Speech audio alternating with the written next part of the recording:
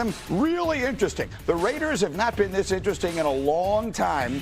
Fernando Mendoza against that really good Texans defense. We'll have it right here on ESPN a little less than 12 hours from now. What's the plan for Mendoza? Well, he got more reps with the ones this week, Greeny. And what that is about is that the Raiders are simultaneously resting the veteran Kirk Cousins and getting more experience for their number one overall pick, Fernando Mendoza. But the plan is still to have Kirk Cousins be the opening day starting quarterback for the Las Vegas Raiders. That's still the plan. The right plan or the wrong plan, Jordan? I think it's the right plan, but that plan is starting to shift. The more we see Fernando Mendoza, the more I am impressed with his ability to process. And when you're a young quarterback, the one thing that can stunt your growth and the one concern you have is if you play too early and your eyes don't know where they should go next. That's when Sam Darnold started to see ghosts, right? Because when you aren't looking at a certain thing, you see everything. You start to see things that aren't there. Fernando Mendoza did a great job of processing quickly. The ball came out quickly. His eyes moved through reads rapidly to the right place. Like, I saw a guy that is way ahead of schedule, and they're asking him to do things that he hasn't done before in college. If he continues to do this, that time lane is going to continue to bump up for Fernando. All right, I'm going to go on and get Tim on that a little later, but I got to fly through a few more of these. For on the Texans side of this, Shefty, the news is terrible. I feel like we get this every single year with injured receivers, and now it's Jaden Higgins. Tore his ACL on Tuesday at practice. He's going to be out for the year. He was running as their number 2 wide receiver. Very difficult to lose a receiver in late August and think that you can come up with another one to just go replace him. Very difficult blow for Jaden Higgins. Very difficult blow for the Texans offense. Just another awful injury in what has been a summer of more of them than usual. Tim Hasselbeck on a team that has a Super Bowl caliber defense. Of that, there is no question. And a quarterback who comes in with a burden, based upon his performance of last year in the playoffs. This, I guess, has to be the last thing he needed. Last thing he needs, because, Granny, you're right, it's Super Bowl caliber defense, and there probably is not a quarterback under more pressure to perform than C.J. Stroud. After his rookie season, people kind of anointing him as this, next franchise quarterback that you're going to build things around, and he's just gone the other direction since that point. So, look, if he doesn't, I don't believe, if he doesn't have the best statistical year of his career, and if they're not winning a postseason game, I think there are going to be serious concerns about whether or not he's a starting quarterback in the NFL. That's a tough spot to be in, and a lot of pressure on Stroud's shoulders. No question about it. There have been so many injuries there in the skill position players. This was exactly what they did not need. Next up is Foxborough. We took you there live yesterday morning because the Eagles and Patriots doing their joint practices, and that means all eyes were on that man, A.J. Brown. That's the headline as he practiced against his former team. Our Sal Paolantonio, who again was with us yesterday and will join us later this morning, got a one-on-one with Brown, who talked about the relationships that he does and does not maintain. I will always have love for Philly, regardless of if I'm liked or hated. It's love, We won a Super Bowl together. I'll never forget that. I love my fellow teammates. I still talk to them. It's love, man. Talk to Jalen? Not him, but a lot of guys. But I'm sure we'll probably catch up at some time this week.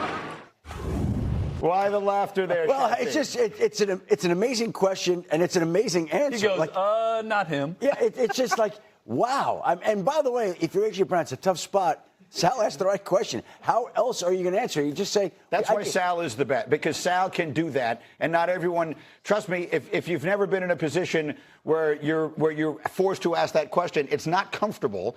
But he had to do it, and he did it exactly right. And he got the look. AJ's being honest. Yeah. You know what's interesting? Who's laughing? You say Tim Hasselbeck is laughing. Tim, you're laughing. Well, the quick response of okay, not him, like that, like everyone else is cool. I get it. So I'm torn. Help me make up my mind how I should feel about this. Because there's a part of me, maybe it's the talk show host part of me, that says, wow, that's a fascinating story. These two guys won a Super Bowl together. There was all this talk about their relationship and blah, blah, blah. And then there's another part of me that says, when did we get here in sports? When did we all of a sudden... You love this. I kind of love it, but at the same time, they were teammates. It's pretty evident they didn't see eye to eye. Doesn't mean that they want to beat each other up. It just means they don't particularly like each other for whatever reason. That's life. And he's gone on with his life. We haven't talked. It's all good. Which side of this should I be on? To me, we kind of knew. Yeah. Everybody sensed that there was an issue. And Right. it's the reason that A.J. Brown is playing Right. for the New England Patriots today. Right. And the reason that the Patriots wide receivers are going to be as strong as they've been in any recent season, and why the Eagles have an absence to try to make up for this year because of that relationship that A.J. Brown was very honest about. I think this was just like the stamp of confirmation, though. I Right. think there was always that gray area. Well, are we blowing it a little out of proportion? Was the relationship that bad? Was that a reason that the chemistry and the offense wasn't clicking? Yeah. It was. I think we know that now. I think that's further confirmation, because if that was the narrative and that wasn't the case behind closed doors, Jalen would have reached out at some point. They would have had some conversation. They don't need to be best friends. We don't need them to be best friends and talk all the time. But there would have been something, and A.J. Brown could have said, oh, yeah, we've talked. Tim. But not the case. Yeah, I think that why you care about it is when you see, a quarterback receiver combination have success, you have to think like, look, there's got to be some appreciation for the guy. Like if we found out that, Peyton Manning and Dallas Clark, we're like, nah, I don't talk to him anymore. Tom Brady and Wes Welker's like, nah, I don't care that much for him. Like that would mean something, because you're like, wait a second, Drew Brees and Jimmy Graham aren't cool? Like, wait, what happened? Why is that the case? I think that's why it's interesting. Right. No, I'm not questioning why it's interesting. I'm just saying I feel like there was a time when we wouldn't have cared. Like, if you told me Donovan McNabb and T.O. aren't friends today, that wouldn't surprise me, right? Based upon the history there, this doesn't surprise me. I mean, Sal confirmed it. I'm not knocking the. I guess what I'm saying is my inclination when this got sent to me yesterday was lead worthy. We lead with this top story, big deal. I understand all of that. Like that. There's a part of me, but then there's another part of me that says, boy, we've really in sports become a little bit into the whole, like it feels a little like Hollywoody, right? Reality like, TV-ish. A little bit, right? Am I totally off base with this? You're looking at me very skeptically. No. Should we go back to Pete Alonso's home run? Yeah, let's go.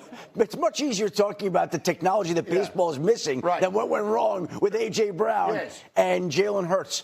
I just think this has always been a part of sports. We're always into Thurman Munson, Reggie Jackson. Yes. They didn't get along, That's right? true. Like, That's it's right. always been the case There in just sports. wasn't a show like this then that talked about it all the time. Okay, cancel everything I just said. It obviously is interesting and important. Right. Does it mean anything? What will it mean for Tim? The acquisition of A.J. Brown because we've talked about this from the Philadelphia side ad nauseum. Will the acquisition of A.J. Brown be the piece that was missing for New England that puts them over the top? I don't know that it puts them over the top, but I think it makes life way easier for Drake May. I mean, way easier. I think the addition, for a quarterback that's already ascending and, is going, in my mind, going to be one of the best players in the league. I think it's absolutely significant. And I think why you end up looking at it and saying, well, wait a second. A.J. Brown wasn't traded for performance reasons. It probably was personality and relationship reasons, and the big benefactor is New England and Drake May. All right, we will get Sal live a little later as those teams continue to work today. Meanwhile,